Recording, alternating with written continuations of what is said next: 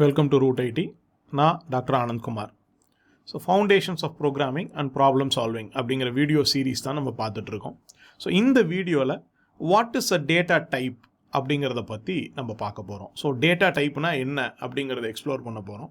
இப்போ அதுக்கு முன்னாடி இந்த டேட்டா டைப் அப்படிங்கிறது ஏன் ரொம்ப முக்கியத்துவம் பெறுது, ஒய் இட் இஸ் இம்பார்ட்டண்ட், ஒரு ப்ரோக்ராம் அப்படின்னு வரும்போது ஏன் அந்த டேட்டா டைப் அப்படிங்கிறது முக்கியமாக கருதப்படுது அப்படிங்கிறத பற்றியும் பார்க்க போகிறோம். ரைட். ஸோ இப்போ இந்த பர்டிகுலர் வீடியோ பார்த்தோம் அப்படின்னு சொன்னால் எனி ஸ்ட்ராங்லி டைப்டு லாங்குவேஜ், அதாவது இப்போ நம்ம பார்த்துட்டு இருக்கிறதுன்னு சொன்னது statically typed and strongly type லாங்குவேஜஸை பற்றி. ரைட். இப்போ ஸ்டாட்டிக்கலி டைப்டு அப்படின்னு சொன்னால் நம்ம இதுக்கு முன்னாடி வீடியோஸில் பார்த்தோம், ஒரு வேரியபிளை நான் டிக்ளேர் பண்ணும்போதே அதுக்கு முன்னாடி அதனுடைய டேட்டா டைப்பை கொடுத்து டிக்ளேர் பண்ணால் அதை நம்ம ஸ்டாட்டிக்கலி டைப்டுன்னு சொல்கிறோம். அதை கொடுக்காம டிக்ளேர் பண்ணலாம் டைனமிக்கலி டைப் லாங்குவேஜில், ஜாவா ஸ்கிரிப்ட் மாதிரி, பைத்தான் மாதிரியான லாங்குவேஜில். ஆனால் பைத்தானும் நீங்கள் நல்லா புரிஞ்சுக்கோங்க ஸ்ட்ராங்லி டைப்டு லாங்குவேஜ். ரைட். அப்போ ஸ்ட்ராங்லி டைப் லாங்குவேஜ்னா அதுலேயும் டேட்டா டைப் அப்படிங்கிற கான்செப்ட் இருக்குது.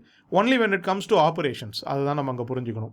ரைட். அப்போ டேட்டாவுக்கு நம்ம டைப்பை அசைன் பண்ணலனா கூட, அது ரன் டைமில் ஆட்டோமேட்டிக்காக அசைன் ஆகிட்டா கூட, ஆப்ரேஷன்ஸ்னு வரும்போது நம்ம அந்த டேட்டா டைப்புக்கான இம்பார்ட்டன்ஸ் இல்லாமல் பைத்தான்லேயும் பண்ண முடியாது. ரைட். அப்போ இந்த வீடியோ அதுக்கும் பொருந்தும் அப்படிங்கிறத புரிஞ்சுக்கலாம். ரைட். ஸோ அப்போ இம்பார்ட்டன்ஸ் ஆஃப் டேட்டா டைப் என்ன, டேட்டா டைப்னா என்ன, அதை எப்படி டிஃபைன் பண்ணுறது, ஒரு டேட்டா டைப்பை சூஸ் பண்ணும்போது எதெல்லாம் நான் மனசில் வச்சு சூஸ் பண்ணணும், ரைட், என்னென்ன பெர்ஸ்பெக்டிவ்ஸ்லேருந்து நான் அதை பார்க்கணும் அப்படிங்கிறத பற்றி தான் நம்ம இந்த வீடியோவில் பார்க்க போகிறோம்.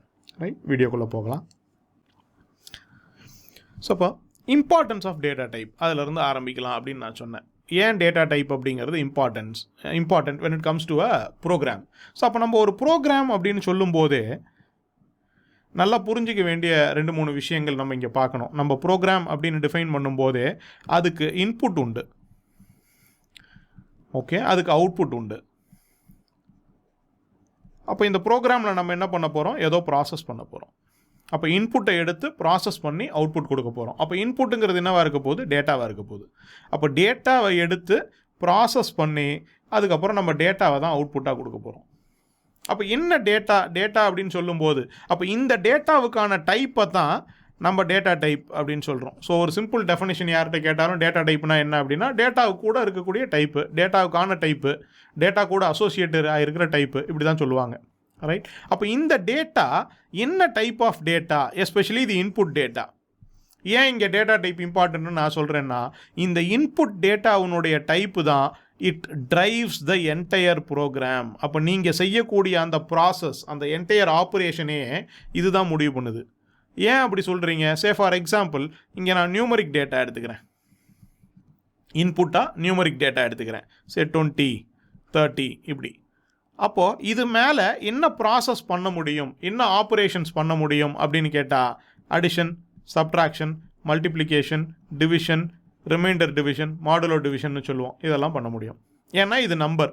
அப்போ நம்பர் மேலே நான் இந்தந்த ஆப்ரேஷன்ஸ் எல்லாம் பண்ணலாம். அப்போது இந்த நம்பரை எடுத்து நான் இப்படியெல்லாம் ஆப்ரேஷன் பண்ணேன்னா எனக்கு என்ன அவுட்புட்டாக வரும்னு எனக்கு தெரியும். அப்போ நான் 20 ப்ளஸ் அப்படின்றத ஆப்ரேஷனாக பண்ணேன்னா எனக்கு 50 அவுட்புட்டாக வரும்னு தெரியும். இதே 20/30 போட்டேன்னா, ரைட், எனக்கு பாயிண்டில் ஒரு நம்பர் அவுட்புட்டாக வரும்னு தெரியும். ஸோ அப்போ என்ன ஆப்ரேஷன் நான் பண்ண போகிறேன், எனக்கு அவுட்புட் என்னவா வரப்போகுது. ரைட். அப்போ இந்த அவுட்புட்னுடைய டேட்டா இருக்கு இல்லையா, அதனோட டைப்பை கூட இந்த ஆப்ரேஷன் தான் முடிவு பண்ணுது. அப்போ என்ன ஆப்ரேஷன் பண்ணுறோமோ அதுக்கேற்ற மாதிரி தான் அவுட்புட் டைப் வரும். என்ன ஆப்ரேஷன் பண்ண முடியும் அப்படிங்கிறத முடிவு பண்ணுறதே இன்புட் டேட்டாவோட டைப்பு தான். அப்போ இன்புட் டேட்டாவோட டைப்பு தான் இந்த மொத்த ப்ராசஸையே, ஒரு ப்ரோக்ராமையே கைட் பண்ணி ட்ரைவ் பண்ணி கூட்டிகிட்டு போகுது அப்படிங்கிறது தான் நம்ம இங்கே புரிஞ்சுக்கணும். அப்போ ஒருவேளை இது டெக்ஸ்ட்டாக இருந்ததுன்னா, சரி இப்போ ஆனந்துன்னு ஒரு ஸ்ட்ரிங்காக இருந்ததுன்னா, அப்போ இது மேலே நம்ம அடிஷன், சப்ட்ராக்ஷன், மல்டிப்ளிகேஷன், டிவிஷன்லாம் பண்ண முடியாது. அப்போ மேபி அப்போ அதை அப்பர் கேஸுக்கு மாற்றலாம், லோயர் கேஸுக்கு மாற்றலாம், அதில் எத்தனை கேரக்டர் இருக்குன்னு கவுண்ட் பண்ணலாம், இந்த மாதிரி ஏதாவது ஆப்ரேஷன்ஸ் பண்ணலாம். அப்போ அதை பொறுத்த மாதிரி தான் நமக்கு அவுட்புட் வரும். ரைட். அப்போ டெக்ஸ்ட் மேலே வேறு செட் ஆஃப் ஆப்ரேஷன்ஸு, நியூமரிக் டேட்டாவாக இருந்தால் வேறு செட் ஆப்ரேஷன்ஸு, அதை நீங்கள் இங்கே நல்லா புரிஞ்சுக்கணும். அப்போ சே ஃபார் எக்ஸாம்பிள், இப்போ நான் ஏன் இதை அவ்வளோ ஸ்ட்ரெஸ் பண்ணி சொல்கிறோம், இப்போ இதுதான் ரெப்ரசன்டேஷன் வச்சுக்கோமே. இப்போ மார்க்கை பற்றி நான் டீல் பண்ணிக்கிட்டு இருக்கேன், என்னோடய மார்க் 20 அப்படின்னு சொல்கிறேன். இப்படியும் 20க்கு ஒரு ரெப்ரசன்டேஷன் இருக்குது, இப்படியும் ஒரு 20க்கு ரெப்ரசன்டேஷன் இருக்குது. அப்போ என்டர் த மார்க்னு சொல்லும்போது யூசர் 20ன்னு கொடுக்கலாம், TWENTY 20ன்னு கொடுக்கலாம், ரெண்டும் 20 தான். ரெப்ரசன்டேஷனை பொறுத்த வரைக்கும் கரெக்டு தான். ஃபேக்டாக பார்த்தா ரெண்டுமே கரெக்டு தான். ரைட். அது இங்கிலீஷு, அது நியூமரிக்கு, பட் ரெண்டுமே 20ங்கிறது தான் மீன் பண்ணுது. ஆனால் இந்த 20 நீங்கள் வாங்கினீங்கன்னா தான் டோட்டல் பண்ண முடியும், ஆவரேஜ் எடுக்க முடியும், கேல்குலேஷன்ஸ்லாம் போட முடியும். இந்த 20 வாங்கினா ரெப்ரசன்டேஷன் மட்டும்தான் கொடுக்க முடியும். வேறு விதமாக காட்டலாம், ஸ்க்ரீனில் கொண்டு வந்து பிரிண்ட் பண்ணலாம், பட் ஆப்ரேஷன்ஸ் எதுவும் பண்ண முடியாது பெருசாக. ஸோ அப்போ அதை தான் நம்ம இங்கே புரிஞ்சுக்கணும். அப்போ இந்த இன்புட்டினுடைய டேட்டா இருக்கு இல்லையா, அதனுடைய டைப்பு தான் மொத்த ப்ரோக்ராமையும் ரன் பண்ணுது அப்படின்னு சொல்லும்போது, ட்ரைவ் பண்ணுது அப்படின்னு சொல்லும்போது அந்த டேட்டா டைப் அப்படிங்கிறது ரொம்ப முக்கியமாக பார்க்கப்படுது. ஸோ இப்போ இதை எப்படி தான் டிஃபைன் பண்ணுறது அப்படின்னு வரும்போது, டேட்டா டைப்புக்கு நம்ம ஒரு டெஃபனிஷன் கொடுக்க முடியுமா சாலிடா அப்படின்னு கேட்கும்போது, it is a name that represents a set of values அப்படின்னு சொல்கிறாங்க. ஒரு செட் ஆஃப் வேல்யூஸுக்காக கொடுக்கப்பட்ட ஒரு பேர் தான் அந்த டேட்டா டைப் அப்படின்னு சொல்கிறோம். ஓகே, அப்போ ஏதாவது ஒரு எக்ஸாம்பிள் எடுத்துக்க முடியுமா? தாராளமாக. அப்போ பூலியன் அப்படின்னு நம்ம ஒரு டேட்டா டைப் வச்சுருக்கோம். அது ட்ரூ அப்படிங்கிறதும் ஃபால்ஸ் அப்படிங்கிற இந்த 2 செட் ஆஃப் வேல்யூஸில் ஒரு வேல்யூவை ரெப்ரசன்ட் பண்ணுறதுக்காக கொடுக்கப்பட்டது. அப்போ பூலியன்னு சொன்னால் அது எய்தர் ட்ரூவாக இருக்க முடியும் இல்லது ஃபால்ஸாக இருக்க முடியும். இப்போ இதுவே நான் கேரக்டர்னு சொன்னேன்னா அப்போ அது ஏ டு இசட், ஸ்மால் ஏலேருந்து ஸ்மால் இசட் வரைக்கும், கேபிட்டல் ஏலேருந்து கேபிட்டல் இசட் வரைக்கும், 0லேருந்து 9 வரைக்கும், ரைட், அண்ட் தென் சிம்பிள்ஸ். அதாவது என்னோடய ஆஸ்கி கேரக்டர் செட்டில் எதெல்லாம் இருக்கலாமோ அதெல்லாம் இதில் இருக்கலாம் அப்படின்னு சொல்லுவோம்.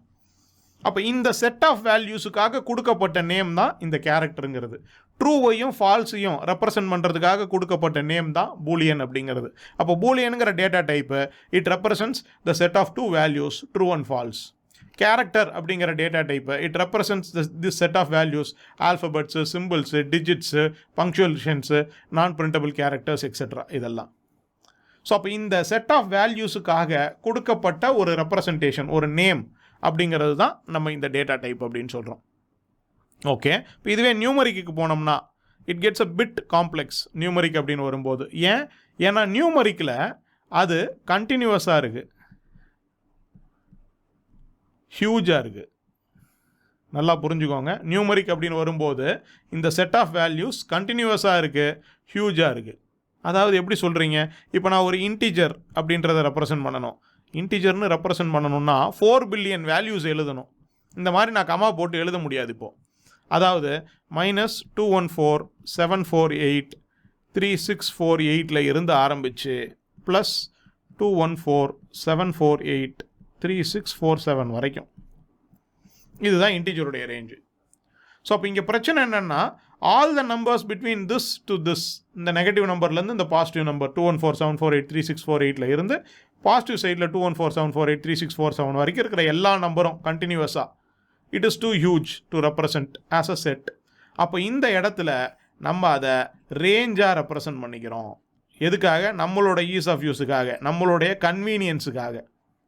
ஆனால் அது ஆக்சுவலாக செட் ஆஃப் வேல்யூஸ் தான். அப்போ இங்கேருந்து இது வரைக்கும் இருக்கக்கூடிய எல்லா வேல்யூஸும் இருக்குது. அப்போ ஈஸ் ஆஃப் யூஸுக்காக நம்ம அதை ரேஞ்சாக ரெப்ரசன்ட் பண்ணிக்கிறோம் அப்படிங்கிறத புரிஞ்சுக்கோங்க. அப்போ நியூமரிக் டேட்டாவாக வரும்போது ரைட், அதனுடைய ரெப்ரசன்டேஷன் நம்ம கொஞ்சமாக மாற்றிக்கிறோம், ஒரு ரேஞ்சாக ரெப்ரசன்ட் பண்ணிக்கிறோம். பட் ஆக்சுவலாக அதுவும் ஒரு செட் ஆஃப் வேல்யூஸ் தான். அப்போ இந்த செட் ஆஃப் வேல்யூஸுக்கு கொடுக்கப்பட்ட பேர் தான் இன்டிஜர். அப்போ நான் ஒரு வேரியபிளை டிக்ளேர் பண்ணும்போது இன்ட் i ஈக்குவல் டு அப்படின்னு கொடுக்கும்போது இந்த செட்டுக்குள்ளே இருந்து எந்த ஒரு வேல்யூவை கொடுத்தாலும் அது எடுத்துக்கும். அதை தாண்டி வெளியில் போனால் கண்டிப்பாக எடுத்துக்காது. அப்போ நான் 10ன்னு கொடுத்தா எடுத்துக்குமா? தாராளமாக எடுத்துக்கும். ஆனால் அதுவே நீங்கள் இப்போ int i is equal to -214,748,3649 கொடுத்தா கூட எடுத்துக்காது. ஏன்னா இது ரேஞ்சுக்குள்ளே இல்லை, ரேஞ்சை விட்டு வெளியில் போயிடுது. அப்போ இதை எடுத்துக்காது. அப்போ அந்த ரேஞ்சுக்குள்ளே இருக்கிற நம்பரில் ஏதோ ஒரு நம்பரை தான் நான் இன்டிஜர்னே சொல்ல முடியும். ஏன்னா இன்டிஜர்ன்றது அந்த ரேஞ்சுக்குள்ளே இருக்கிற நம்பர்ஸுக்கு கொடுக்கப்பட்ட ஒரு நேம் அப்படிங்கிறது தான் நம்ம அங்கே புரிஞ்சுக்கிறோம். ரைட், ஸோ இது புரிஞ்சிருக்கும் அப்படின்னு நான் நம்புகிறேன். சரி, இப்போ இந்த நம்பர் இருக்கு இல்லையா, எப்படி இப்படி ஒரு ரேஞ்சு வந்தது?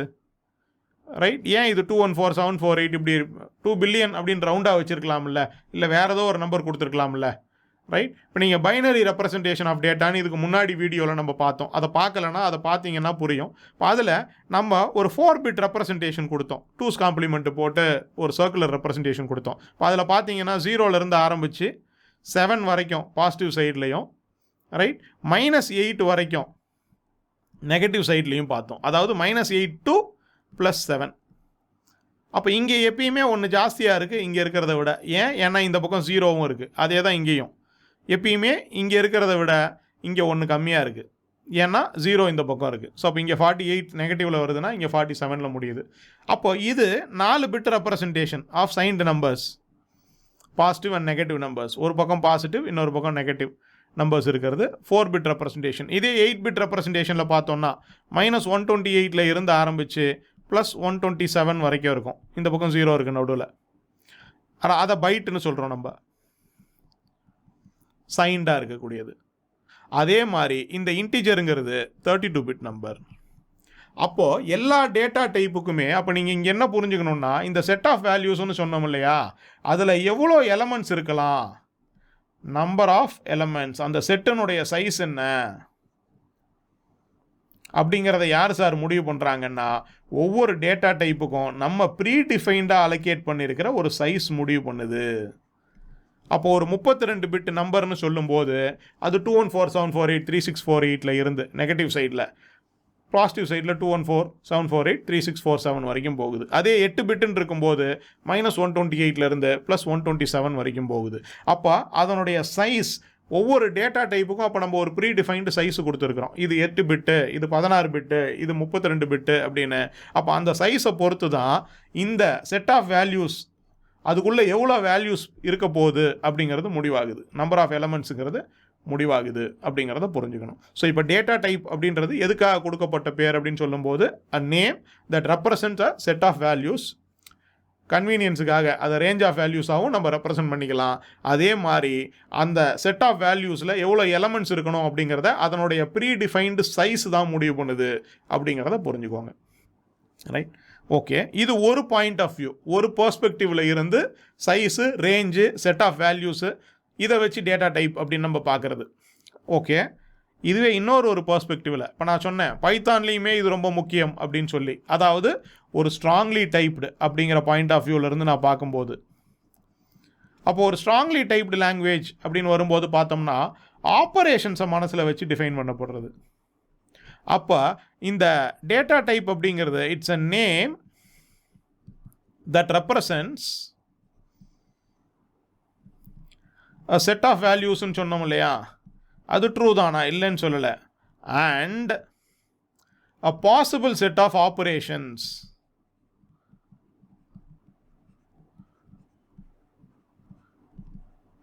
On those values.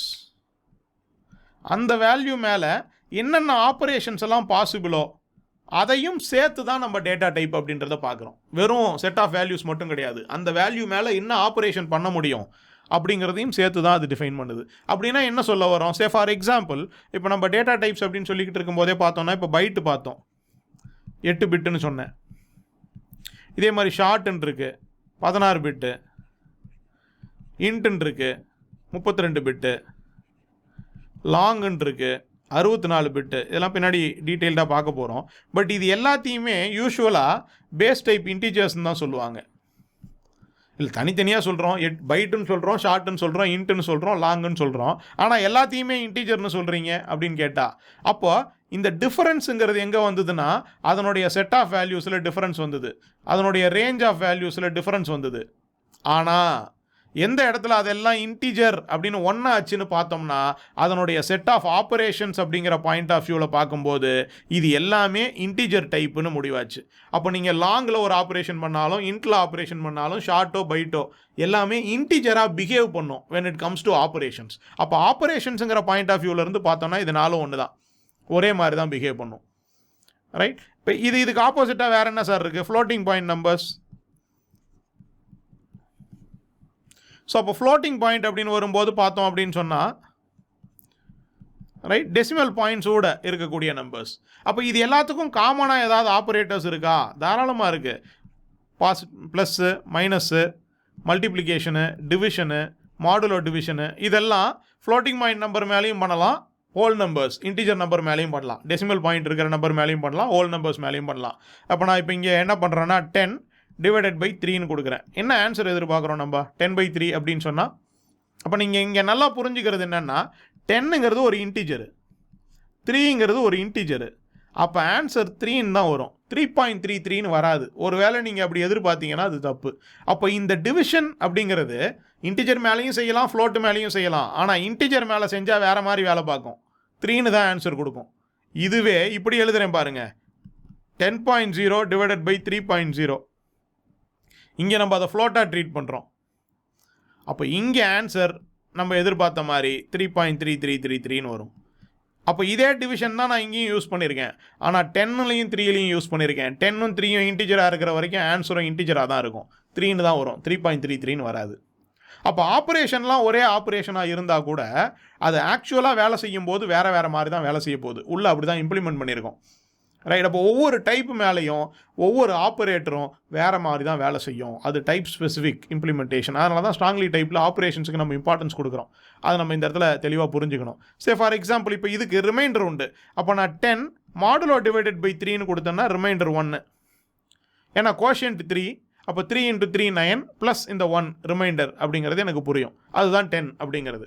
இப்போ அதே ரிமைண்டர் டிவிஷனை நான் இந்த இடத்துல கொடுத்தேன்னா இட் பிகம்ஸ் மீனிங்லெஸ். ஏன் யோசிச்சு பாருங்கள். இப்போ நான் 10.0 டிவைடட் பை 3.0ன்னு கொடுக்குறேன், மாடுலோ டிவைடட் பை 3.0ன்னு கொடுக்குறேன். அது 1.0ன்னு தான் கொடுக்க போகுது. ஆனால் இந்த ஆப்ரேஷன் மீனிங்லெஸ் ஆப்ரேஷன். அப்படின்னா என்ன சொல்ல வரீங்க? ஏன்னா நான் 10ஐ 3ஆல் டிவைட் பண்ணேன்னா, ஃப்ளோட்டிங் பாயிண்ட்டாக வச்சு டிவைட் பண்ணேன்னா எனக்கு கோஷியன்ட்டே 3.33ன்னு வந்துடுது ஃபுல்லாக. அங்கே ரிமைண்டருக்கு இடமே இல்லை. ரிமைண்டர் அப்படிங்கிற கான்செப்டே இன்டிஜர் டிவிஷன் பண்ணும்போது தான் வரும், ஃப்ளோட்டிங் பாயிண்ட் டிவிஷனில் வரப்போகிறது இல்லை. பட் அதை தான் இப்போ நம்ம இங்கே புரிஞ்சுக்கணும். அப்போ ஆப்ரேட்டர்ஸ் எல்லாம் காமனாக இருந்தால் கூட என்ன டைப் மேலே நம்ம அப்ளை பண்ணுறோமோ அதுக்கேற்ற மாதிரி தான் அதனுடைய இம்ப்ளிமெண்டேஷன் இருக்க போகுது.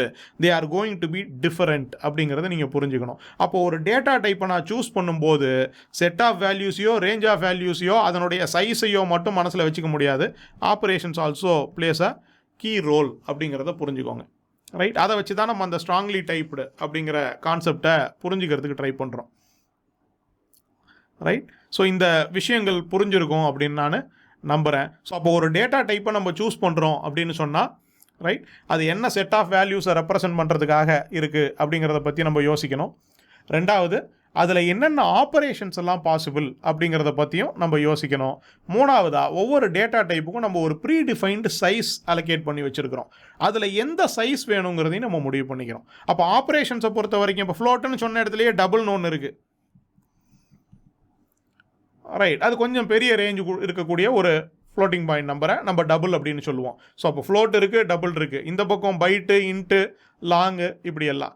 ஸோ அப்போ இதுக்கு நடுவில் எதை சூஸ் பண்ணணும் அப்படின்னு வரும்போது size also becomes important, range of values becomes important, operations plays a key role.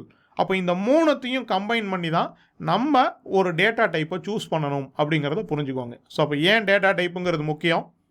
Data டைப்பை சூஸ் பண்ணும்போது size, range of values or set of values and then அதனுடைய ஆப்ரேஷன்ஸ் அப்படிங்கிறது ஏன் முக்கியம் அப்படிங்கிறது இந்த வீடியோவில் புரிஞ்சிருக்கும் அப்படின்னு நான் நினைக்கிறேன். ரைட். அடுத்த வீடியோவில் பார்க்கலாம். Thank you very much.